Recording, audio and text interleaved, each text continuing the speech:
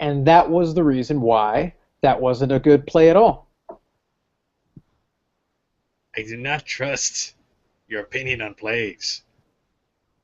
I am the one with the artistic background here and theatrical background. Acting theatrical is different from being theatrical. You'd be surprised. A few scenes of the theatrical people, goddamn. Indeed. And for the rest of you, hi. Welcome to the Action Movie Show. This is the 30th edition. Thus, the theatrical element of it. No, that's actually not why. But it is the reason why Manyninjas is not sporting his standard issue gi. It is the official, unofficial uniform of this, or whatever I can happen to grab. But in this case, the leather jacket is for a very specific reason, having to do with the film we're covering this week, being technically the second of the 3 Mad Max movies, The Road Warrior, otherwise known as Mad Max 2. Indeed. We didn't do the first one just because I kind of, I associated the series a little bit more with The Road Warrior, which is actually the middle installment, the third one being one that was on the other side of that cover. But, you know, I was in the middle series. That was these are kind of the movies that made Mel Gibson early on and then led into what would come later. So that's the movie we decided to do today for the third installment. Sorry, the second installment of the series, and that's what we decided to do for the 30th show. And in the spirit of the last show, I also decided to make it abundantly clear, it says review right in the title. So keep your whining to yourselves.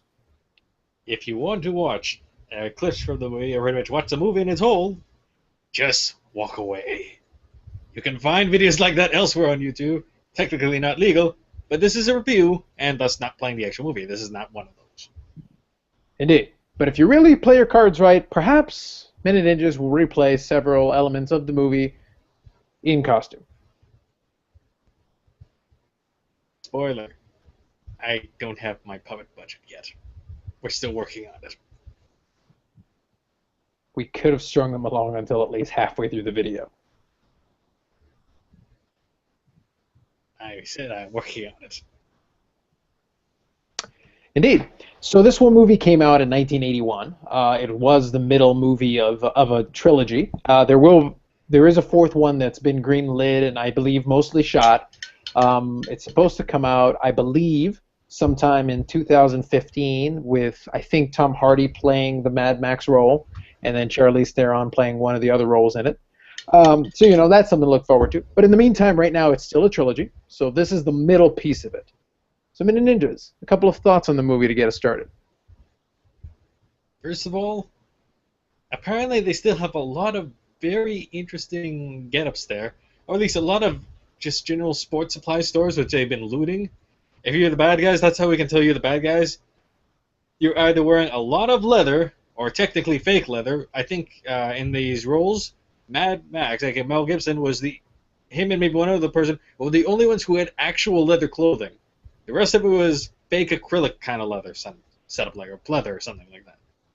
And 2, despite being in a outlandish kind of the outback and torn apart location, for some reason you still have a lot of time to do extensive hair care treatments and general outlandish haircuts. And if you're in the right setup there, you apparently can still be incredibly burly despite the fact there's no real food or healthy water around for the most part. I don't know how that works.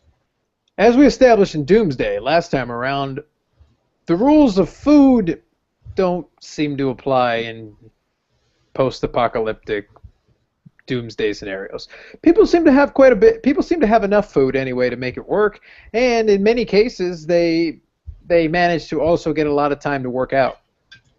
You know, there are people like, I don't know, one of the key bad guys who may have worked out more than most. I don't think you're talking one of the key bad. You mean the key bad guy. The guy who's inadvertently one of the more entertaining parts of this film. The Ayatollah of Rock'n'Rolla, the incredibly buff Lord Humongous, who's known referred to as just the Humongous. who, for a guy who's just kind of wandering around the wasteland, oddly enough, he's the least covered up or the least armored part of his group. But he's also the most eloquent one of the group, and I guess that makes him the leader. That's the fact. Also, the fact that he's the only one with an actual working firearm, which in the series, just to kind of explain how that works, most of the firearms are gone. Guns are scarce that are still working, and ammo for those guns are even more scarce. That's right. And it really doesn't explain to anyone. As you watch the movie, really the first thought that should come to your mind is, why is Jason Voorhees out in the Australian desert? Why does Jason Voorhees have an Australian accent? And why doesn't he have his machete? You see, and when did he start working out so hard?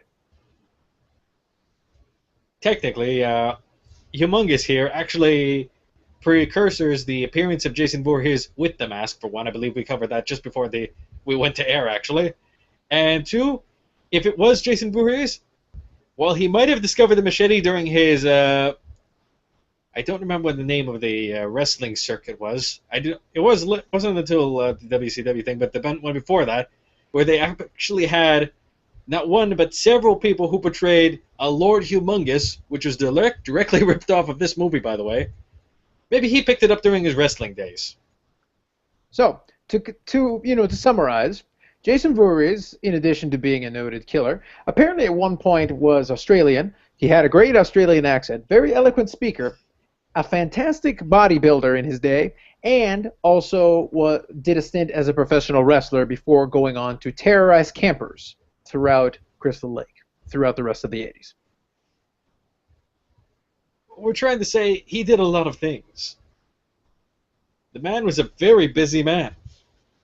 The 80s were great for him. He got around. I wonder what he's doing these days. Probably laying around getting ready to terrorize campers. That's kind of a shtick now. He's become very one-dimensional. It's kind of sad, really. Yeah, no, that is pretty sad. So anyway, could you actually summarize the plot? All right. Well, generally at this point, for the are we still on the non? Yeah, we haven't done the non-spoiler review. Just the general opinion of the film. This is what post-apocalypse looks like when it's done correctly. This is what our previous film was trying to do, but couldn't quite do well.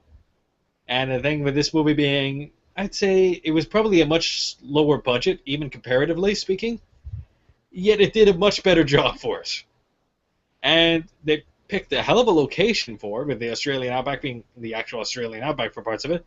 And yeah, there's a reason why the Mad Max series, especially with this side of stuff, is considered one of the more memorable roles for Mel Gibson. It's generally, in terms of our action, one of the nicest films I've actually come across there, although it isn't plot-wise the most complex one by any means. But it says something when this film manages to spawn so many other things based off it or highly inspired after the fact.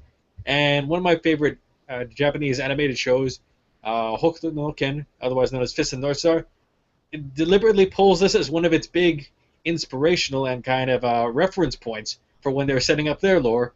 When you particularly look even at the main character, Ken/Kenshiro, depending on where you're watching it, is deliberately modeled off of Mel Gibson's role of Mad Max in combination with some other parts like Sylvester Stallone, which gets kind of put in there more later on.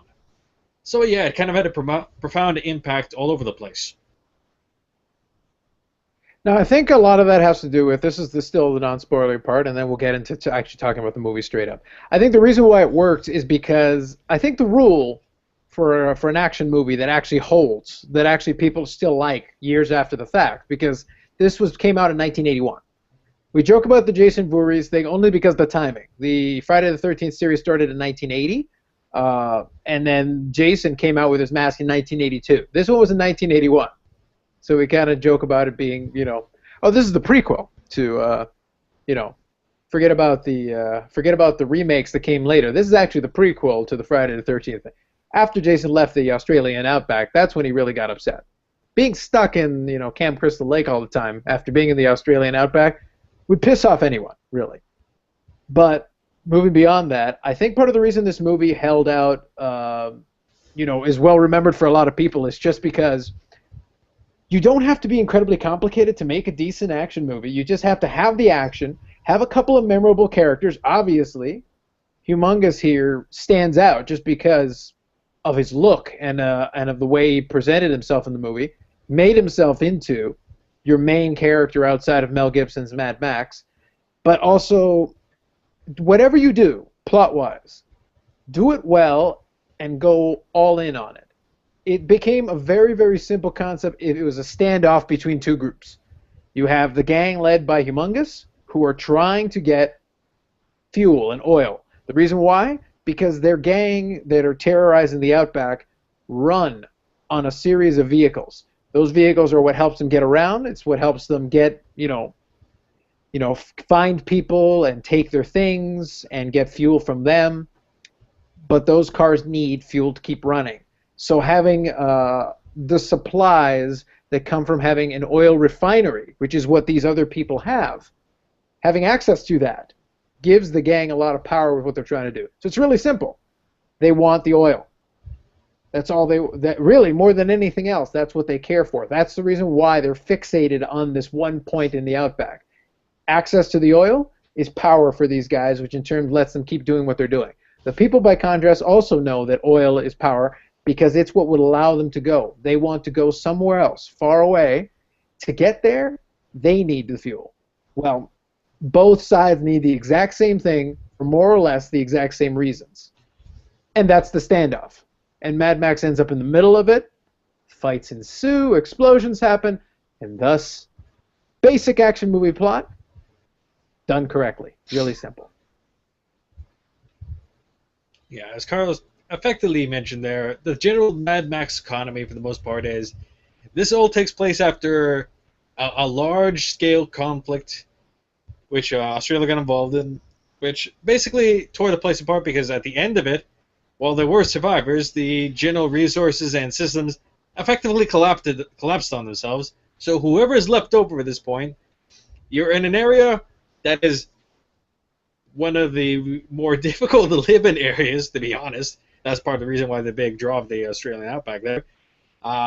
And you need oil in order to get anywhere around there. Otherwise, you're in a boiling hot desert scenario. It's basically, you need that oil to live. The other food is scarce. Obviously, weapons or any real kind of defense and shelter, they're scarce. Everything that had been appeared within this film were just kind of hastily constructed or repaired from whatever people could find. Everything's basically scavenged materials. What little food is available is just very scarce stuff. There's a reason why you see Max's character eating from a dog hand, because it's one of the few things you could find that's still valid, usable food of any sort. And yeah, at this point, the gas, which they were using in order to fuel the vehicles from the refinery, as well as, I imagine, power part of the lighting setup there, is one of the last commodities left from the old world that is still usable, and that makes it valuable, since that's one of the few things people have in order to run still. Everyone needs fuel. You don't have fuel, you're dead in that environment. So that's pretty much the big reason for the conflict.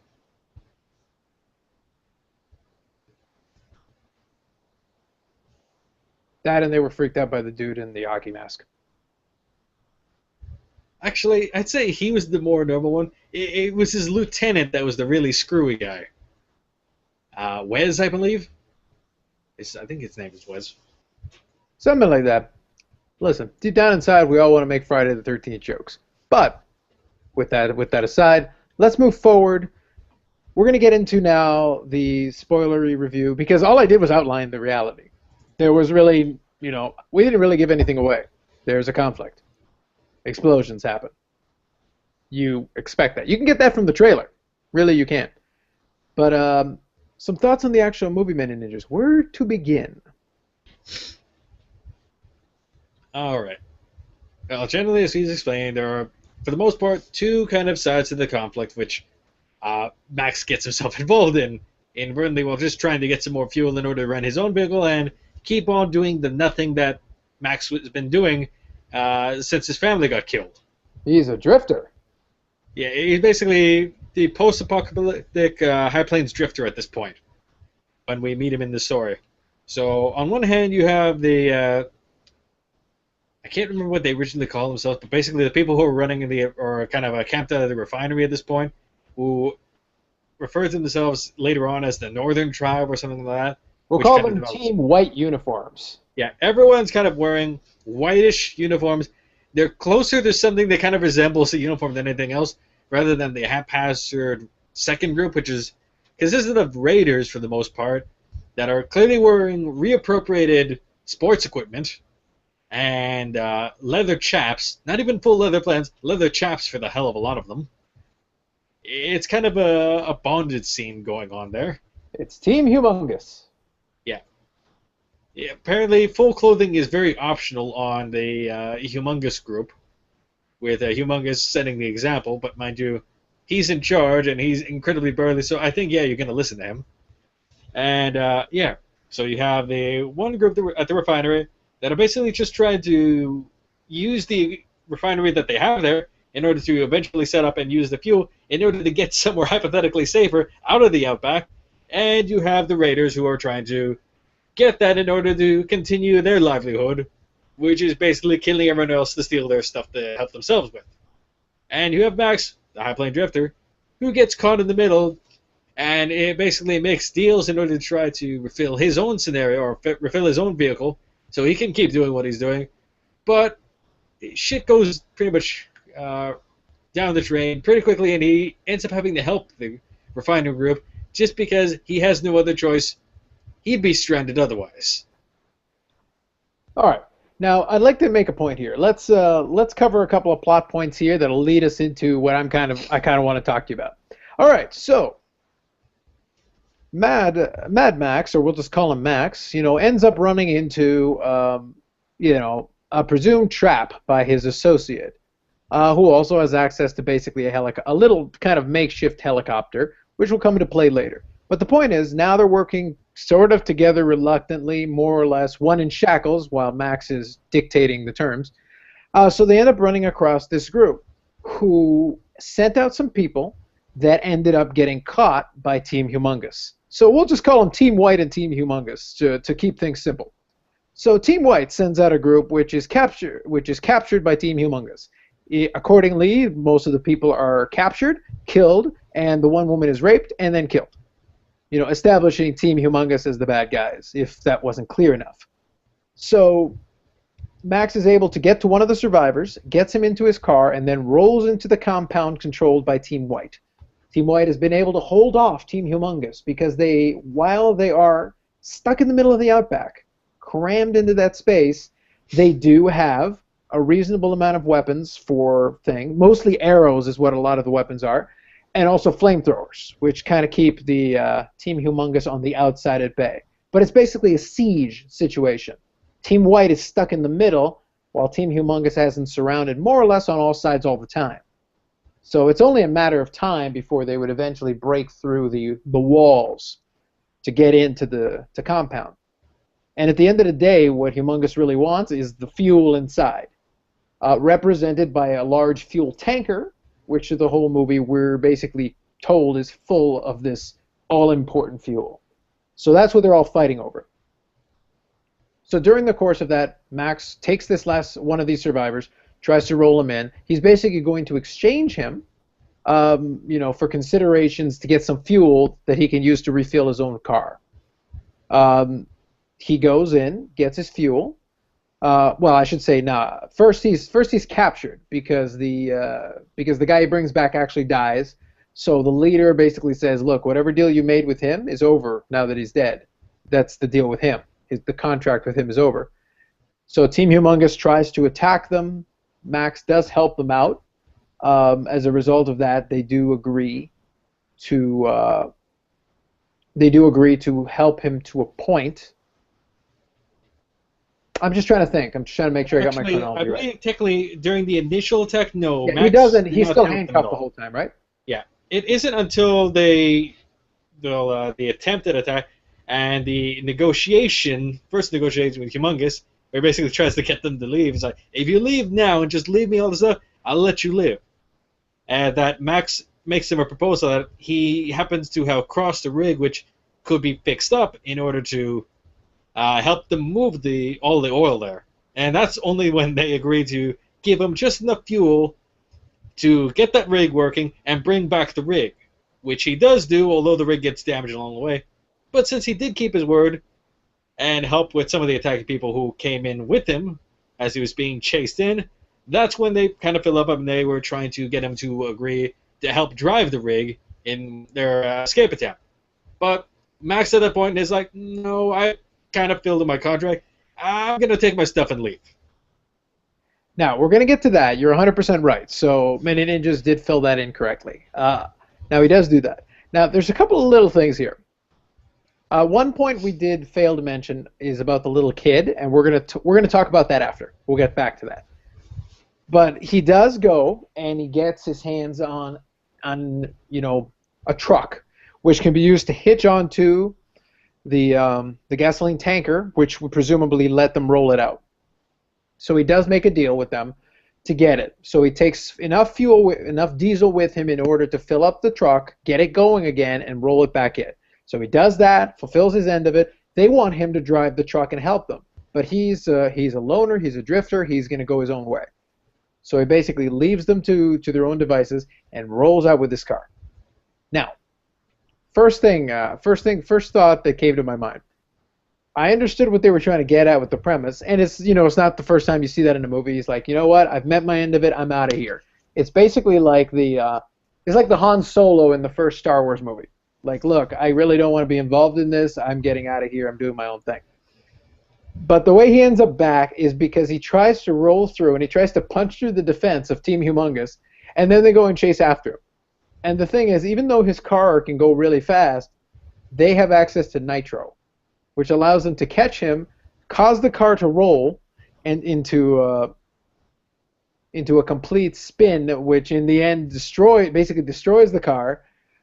Leaves him badly hurt, and then as they're going to go try to steal the fuel that he has in his tanks, his booby trap gets set off. He manages to crawl far enough away that he's past the explosion.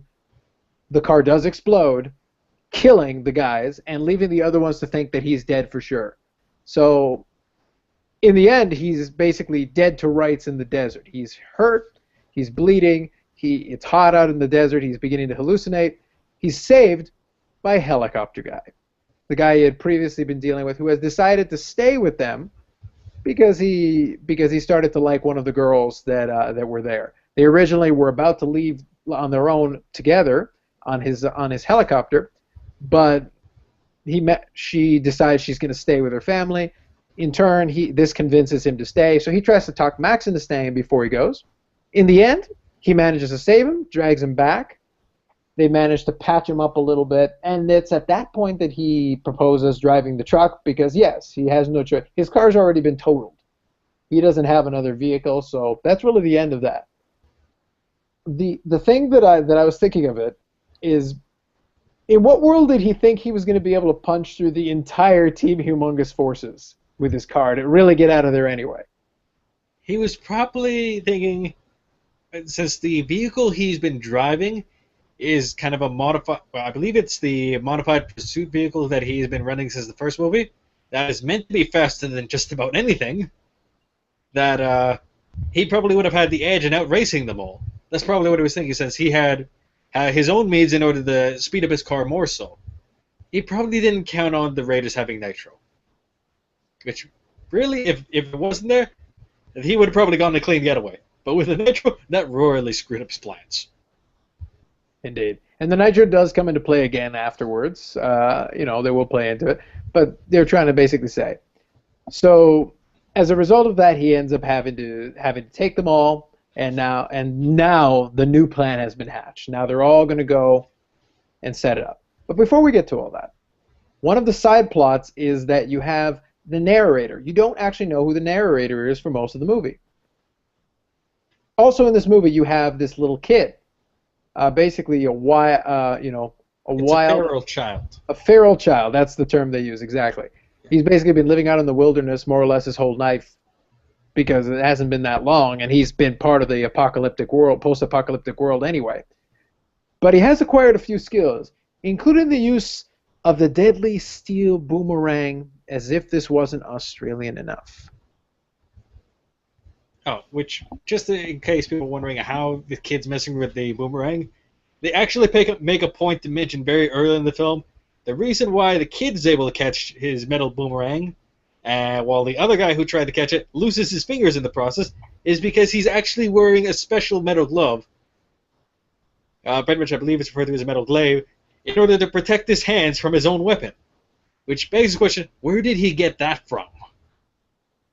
Which begs the question, who thought that of all the weapons you could give to a small child to defend himself, the best one would be a metal boomerang, which is entirely based upon this small child's ability to throw?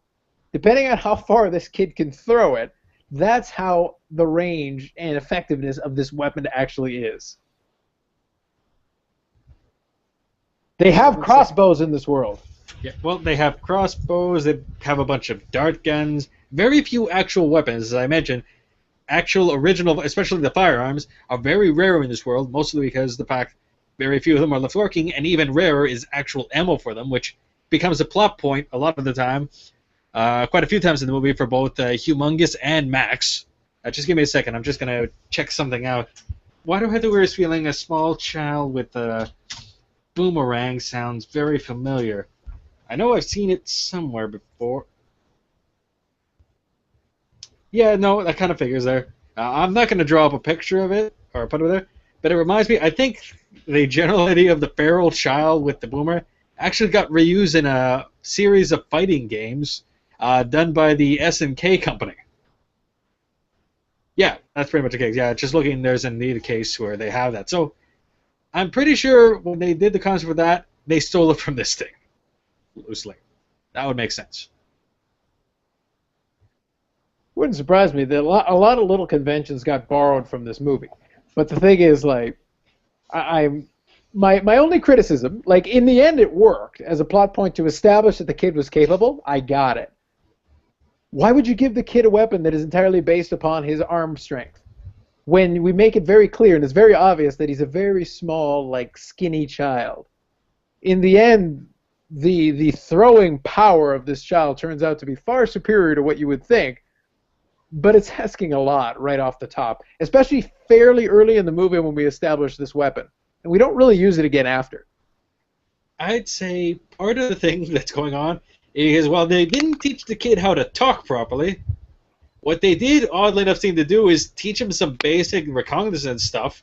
Because keep in mind, this is the same kid who, during his initial introduction, was seen crawling around the general campus, kind of through a series of tunnels that leads him in and out of the campus in order to spy on things going around, and he was constantly sneaking in and around all over the place. So while they didn't tell him how to talk much, apparently he picked up some other skills to go along the way. Funny how that works out. What you're saying is he's a maskless ninja. Maybe.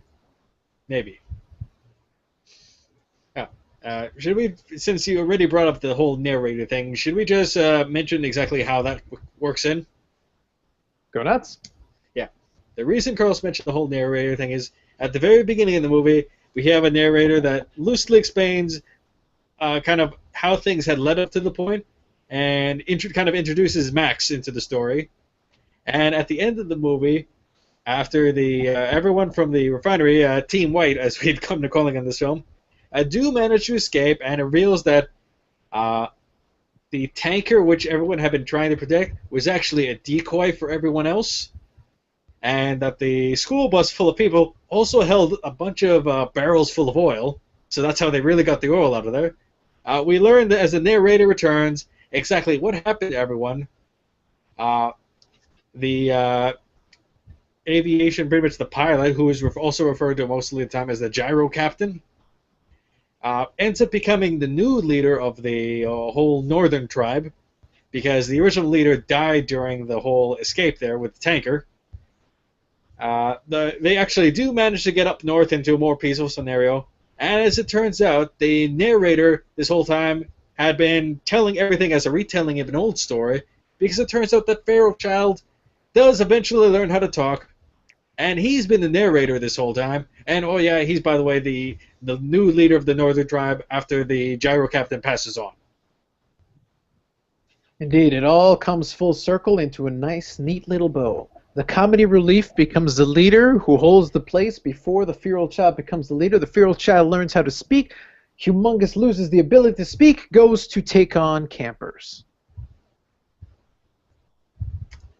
Of course, this makes perfect sense. Oh, and by the way, in case anyone wondering where Max was, he stayed in the desert even though he had no vehicles because that's kind of his thing. I think he got one of the other vehicles because I think as they rolled away from him in the bus, I think they implied that they left one of the smaller vehicles with him. I don't recall seeing a vehicle with him as they were driving away, but it's entirely possible. But this actually becomes kind of a running thing throughout this and the next movie, where it's basically the group, whoever the group he's helping, meets Max, he does his thing there, and eventually kind of frees, liberates, or helps the group. And as they move on, he just gets left alone, or he leaves on his own back into the desert, because that's his thing now. And he has nothing better to do other than going to the desert. He stays the drifter the whole story through. He just doesn't really like people that much. Either that, or maybe he makes it his personal mission to get rid of every roaming person with a bad haircut and a borrowed set of sports gear. Maybe that's it. Indeed. Now, a couple of small points. For the most part, like we said, this movie is not tremendously complicated, but what it tries to do, it does reasonably well. So we don't have to go that far. Even though it was the decoy thing, and it led into the extended chase scene, which was the main action crux of this movie,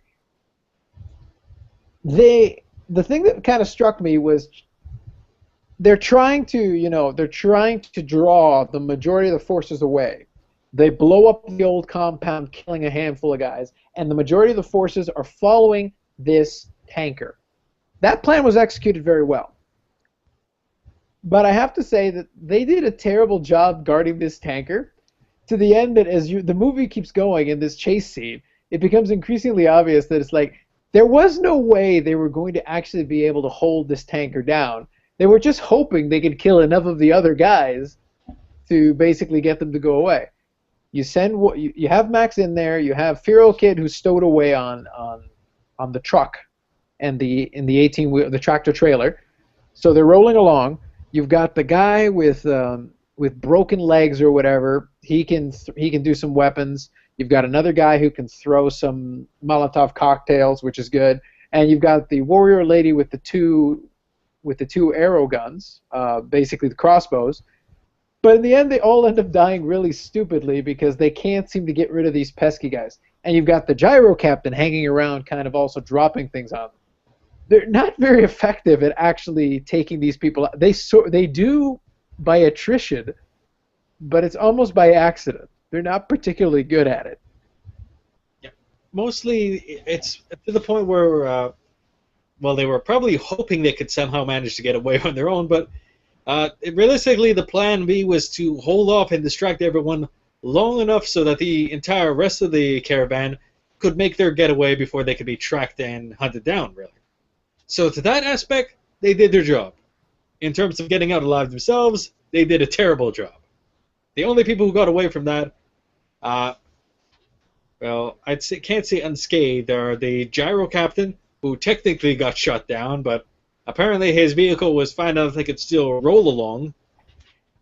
Max and the feral child, who managed to survive the whole rig getting upturned, which also, when it got upturned right after they ran over Humongous and Wiz at the same time, and it revealed that the whole tanker was indeed just a decoy, as rather than oil flowing out, it was dirt. The thing was filled entirely with dirt. And when the whole Marauders managed to see that from actually a pretty far distance, they just kind of gave up everything and turned around somewhere else. Never really indicated where the rest of them went. Absolutely. Now I have two questions that I would pose here. The first one is, in the end, they're going to use it as a decoy, which is perfectly fine.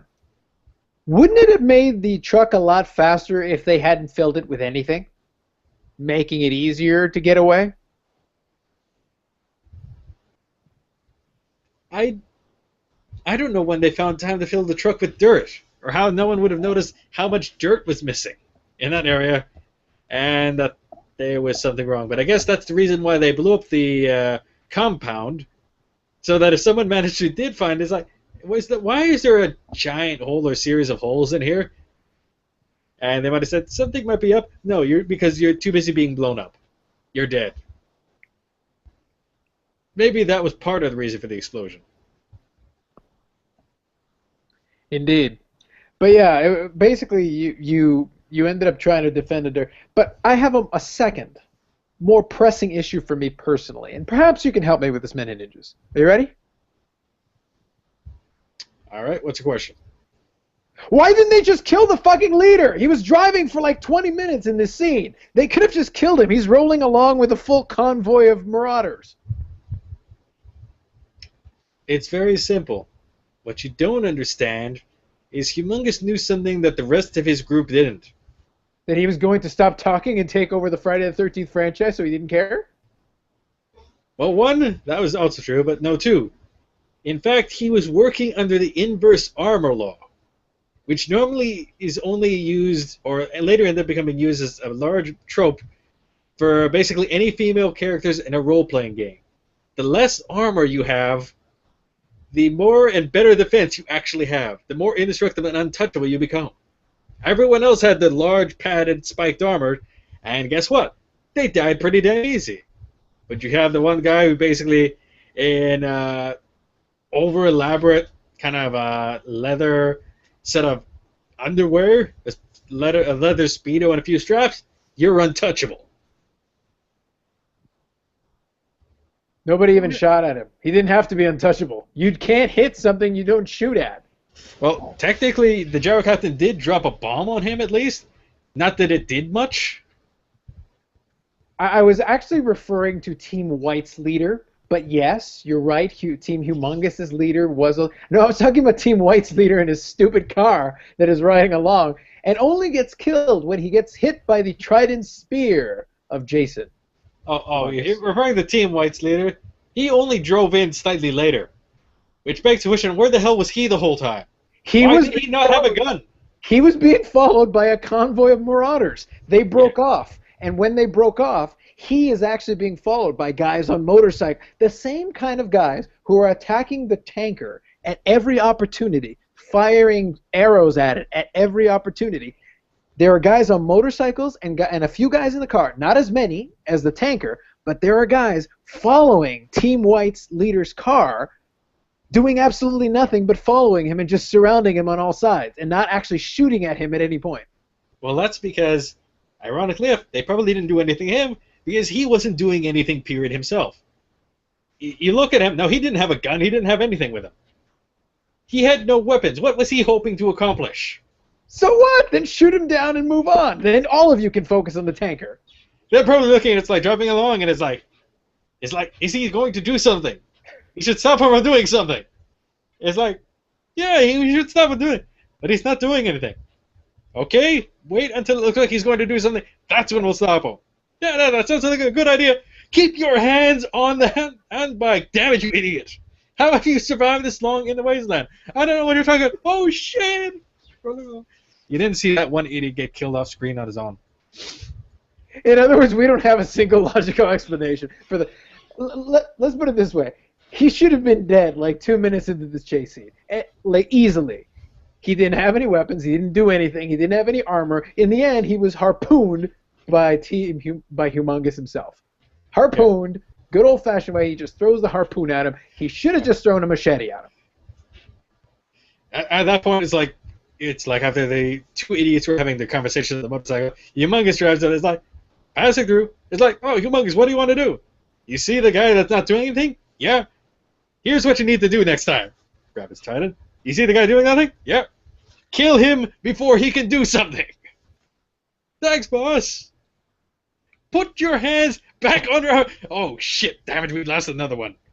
God damn idiots. Humongous, your hands are up the steering wheel. Don't worry. I'm the main bad guy. I can't be killed that easily.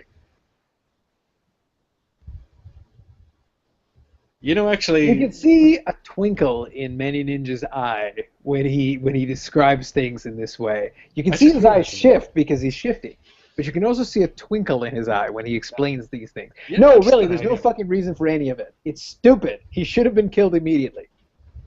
Something just occurred to me. It's completely unrelated to this current train of thought, but right, we know people can do modifications to a bunch of the old Nintendo Wii games. Technically not very old, but additions to Wii games. Why hasn't someone made like a 3D model of Lord Humongous and tossed that into one of those racing games, like the Mario Kart series? 7, I can't say 8 because 8 is still too new, and on the Wii U they haven't really cracked the thing. But for Nintendo Wii, Mario Kart 7, someone needs to make a mod of that and put Lord Humongous as one of the drivers. I'd like to see that happen. Thank you for sharing that. I think it's a lost opportunity. Mad Max themed racing game. Is this going to be like that situation where for Super Smash Brothers they added the Duck Hunt dog? We just want this to happen for that kind of reason. I see you've also seen those leaked footage and videos and pictures. Yes. We'll continue this conversation after. Yeah. Can we focus on the issues? The issues are that Humongous's indestructibility is completely acceptable in the realm of he's fucking awesome. Team White's leader, by contrast, is a tool and should have been offed immediately. He had plot armor. That's your answer. Yes, that's a thing. Go look it up. Wonderful. So, we've covered Feral Child. We figured out the fate of Feral Child. We figured out that Mel Gibson is a loner who in the end will end up alone. Always alone. We also established that everyone else gets killed who is involved in this convoy. Outside of that, Gyrocopter Captain, who's comedy relief, who will also come back, the actor, in a completely unrelated role in the third movie. I've forgotten that part. Where he's also a pilot, which is ironic. It's kind of his thing. Indeed. So, yeah, so almost everybody is accounted for. The other ones make it to become the Northern Tribe, whatever. It is kind of a simple plot, but as we said, I think it works just because it doesn't try to do too much, but it gives us enough entertainment. I will point out, you know, this is kind of a thing that you can leave for a debate, and it doesn't really matter in the long run. But my question is, and you showed, can you bring up the first slide that you brought up at the beginning with the one guy and then his buddy on the motorcycle? 1 second, I'm currently bringing that up. Just give me a second. Yeah, if you could bring that up. It's not on me while I'm doing this. No, it's not. Just waiting for you. That's one? Yep, that's the one. Okay, now the camera is on you. Right. Question for you. Help me out with this. It doesn't really matter in the long run, but I got kind of gay relationship undertones with these guys. What exactly It's was not the... an undertone, it's actually rather blatant. Yeah, I kind of felt so. But at the same time, does Blonde Guy actually do anything useful other than being a plot point to give revenge? No, give he revenge dies plus so to the other guy? early in the film, he doesn't have a chance to do anything. He's basically the co-pilot. Even at the beginning scene, the beginning chase scene, he's just there behind Wes there. And during this scene, he was beside Wes, and unfortunately didn't know when to duck, so that's how he got killed. And yeah, that's his entire purpose in the film. Yeah, so the purpose of the film is to be a plot point for the other guy to be angry, and also to be the only person successfully killed by the lethal and deadly steel boomerang. Yeah. Which is the Australian equivalent of Oddjob's hat. Something like that. Something like that. I would have preferred Oddjob and his hat. Oddjob was too busy killing everyone in probably GoldenEye 64. Guess he's hard to hit in that game. Fantastic. When we get to completely unrelated video game references, I think we've covered the majority. Is there anything else that kind of struck you about the movie Manyninjas? No, I think we actually covered it at this point. So in terms of just kind of the usual finale before we go completely off kilter with other stuff, in terms of would I recommend this movie? Yes. Easy enough so. If you're looking on DVD, you can actually find it as a 2-pack for the second and third film, as we can tell right now. I'm not sure if this is a proper Blu-ray copy of it off the top of my head. Absolutely.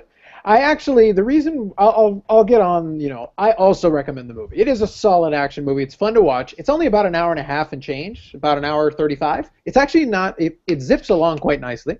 It doesn't drag. It kind of goes because there isn't that much that you need to cover. And right at the beginning, you're explaining, even if you haven't seen the first movie, they explain why Max is kind of doing what he's doing. They give at least enough background so that you know, and they show some flashbacks. They show like some flashbacks from the first movie so that you can kind of at least see, well, this is, the guy that we're dealing with here. This is what we're going to see, and then gets into it from there. So you don't get completely lost. You at least know kind of where you're going with it, even if this is where you decide to start with the series. If you want to go chronologically, it's perfectly fine. The first two movies are not that far apart. The third movie, they take a big gap story-wise, even though it's not a big gap year-wise, because I think the first one was 1979. I think the second one was 1981, this one, and I think the third one was 1985. So I think that's how it goes. I could be wrong. I'm sure Selma will correct me. Regardless, though, it works, and you can watch the series, and it's fun. There is Blu-ray copies for sure. You can get them in the bargain bin for sure. I recommend it highly. I actually thought I had a copy of this when I originally proposed it for this episode. I was wrong. As it turned out, at home there was a copy, a two-disc set, which is what Manyninjas is using to watch. I actually was trying to get a copy online because, as I mentioned, they exist. You can find it. In the end, I decided that I actually grabbed a copy that was poorly dubbed in another language, and I couldn't understand a damn word anybody was saying. So I decided to do the honorable thing and the lazy thing. I couldn't pop out to the store to buy a copy, so I rented it off of iTunes. Yeah. So basically, there are a lot. It's not a new film, so there are a lot of ways in order to watch the film in general. So yeah, easy recommendation. This is post-apocalypse done correctly, unlike the last film that we did of the genre.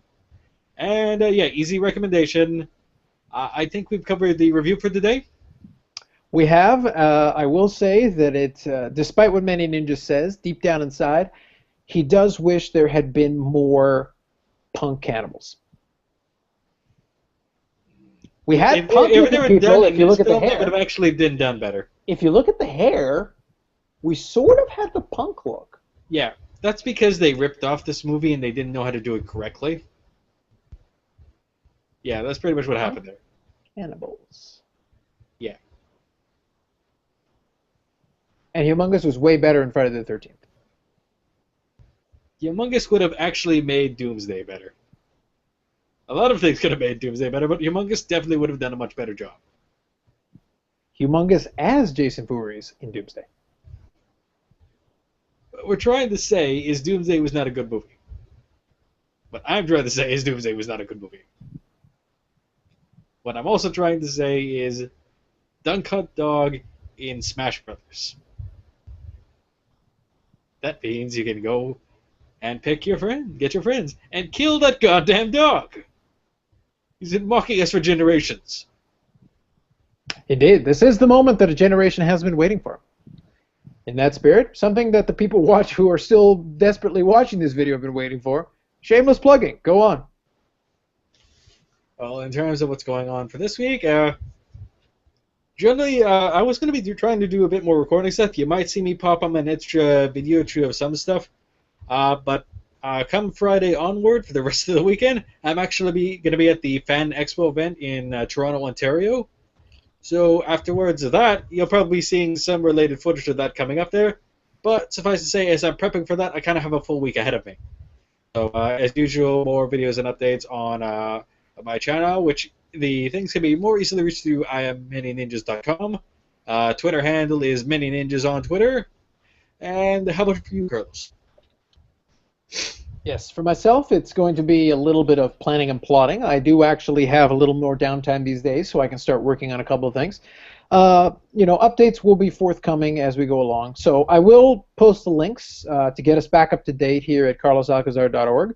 Um, Updates such as like what was going to happen today, the thing with the timing, I mentioned on Twitter, Carlos at Carlos Alcazar too. So get on the Twitter and you know what's going on. I will also tell you all that that in the spirit of usually this is the part where we tell you what's going to come up next. And the thing is, if you look at my little book here, I've gotten up to 30. 30 says The Road Warrior, which is Mad Max 2. And if you'll notice, the rest of the page is blank. That's because I don't actually know.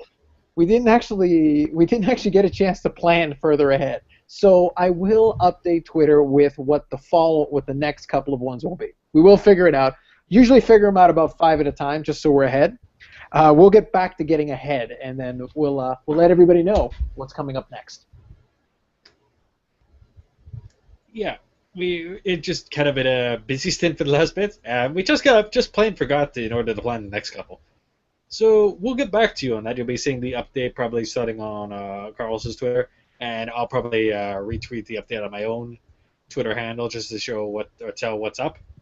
But we need to figure that out still, so stay tuned. I promise explosions and death, and possibly hockey masks. Yeah, hard to go wrong with those. The hockey masks is optional. Explosions and death is definite. Yes.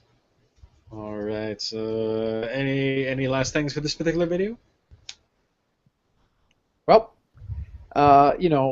in the spirit of one of my favorite late night talk show hosts, who unfortunately will be stepping down from his show, I loved Craig Ferguson's Late Night. We can do awkward pause or big cash prize.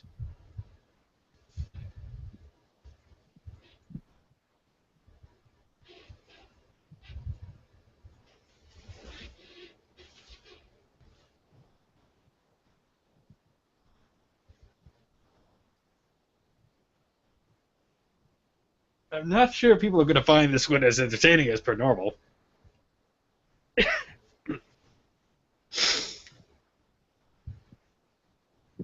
I think we need a laugh track to make this work. Or maybe I need some more potato chips. If you just show me eating those. You had your chance. Well. Seriously though, ladies and gentlemen, thanks for watching as always. Feel free to like, subscribe, leave your comments. We're always happy to read your comments, even those that make no sense and ask, "Where's the movie?" Which, by the way, we explained. I particularly enjoy the ones that say you don't like this kind of review, but the movie's good. Well, I can appreciate that. But what would you propose to make it better? It's nice. It's nice to let us know whether you like it or don't like it. Either way is fine. Hate mail will all go to Manyninjas anyway, where you can plot your deaths. But at least pitch an idea. Maybe more Manyninjas. Maybe Manyninjas. Maybe we should just break down and get the puppets.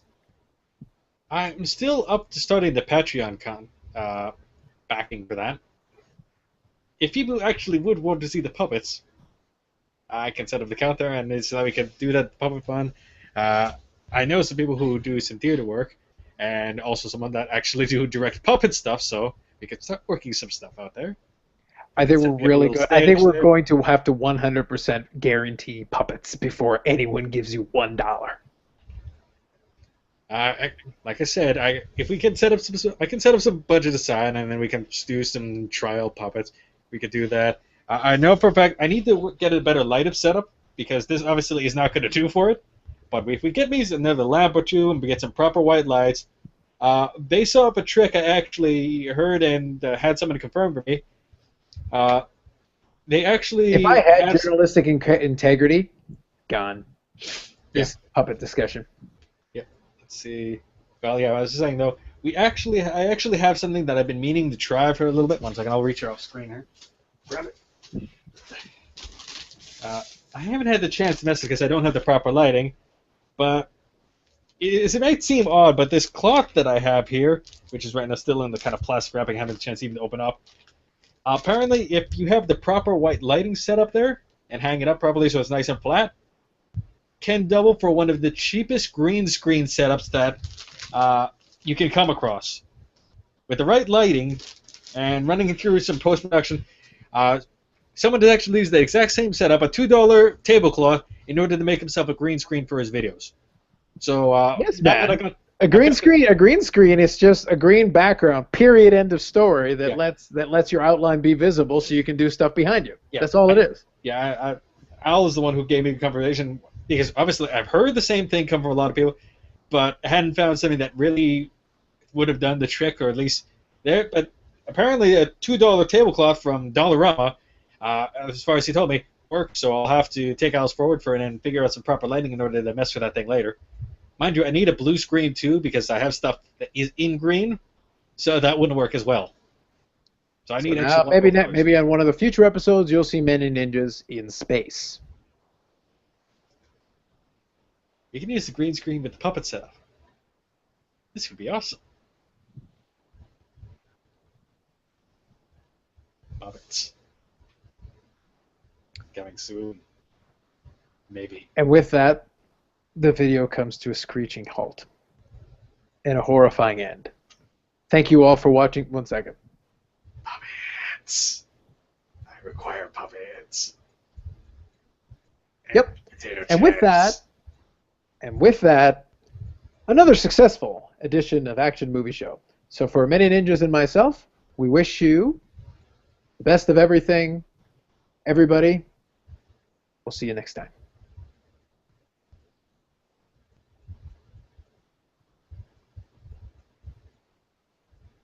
I'm just going to leave him like that for a little bit. Eventually his arms will tire.